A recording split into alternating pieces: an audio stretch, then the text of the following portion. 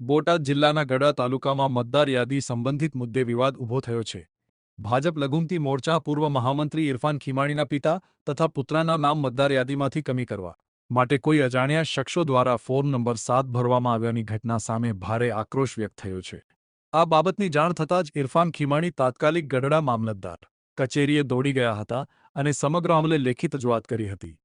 તેમણે જણાવ્યું હતું કે તેમના પરિવારજનો નિયમિત મતદાર હોવા છતાં કોઈ તત્વો દ્વારા ઇરાદાપૂર્વક અને ષડયંત્રપૂર્વક તેમના નામ કાપવાની કોશિશ કરવામાં આવી છે।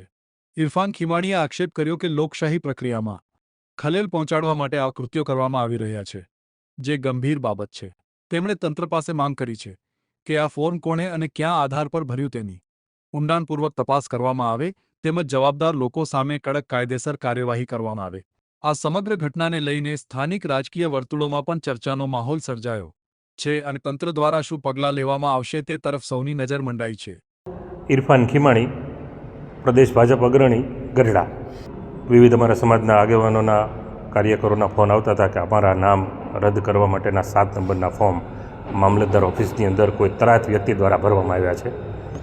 ગઈકાલે રાત્રે લિસ્ટ મામલતદાર ઓફિસમાંથી મળ્યું, તેમાં મારા ફાધર હાજી અબ્દુલ મજીદભાઈ ખીમાણી અને મારો સન મોહમ્મદ આદિલ ખીમાણી એનું નામ પણ રદ કરવા માટેની અરજી આવી છે એવી માહિતી આવતા તાત્કાલિક મામલતદારશ્રીનો સંપર્ક કર્યો।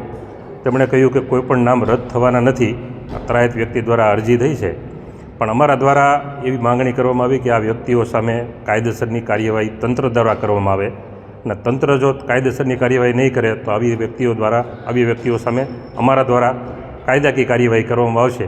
આ અંગે બપોરે 3 કલાકે મુસ્લિમ અગ્રણીઓ દ્વારા આવેદનપત્ર આપવા જવાનું છે મામલતદાર ઓફિસે અને આવા લોકો સામે કડકમાં કડક પગલાં ભરવામાં આવે, કેમકે અમે આ ભારતના નાગરિક છીએ, અહીંયા જ અમારો જન્મ થયો છે અને અહીંયા જ મરવાનું છે।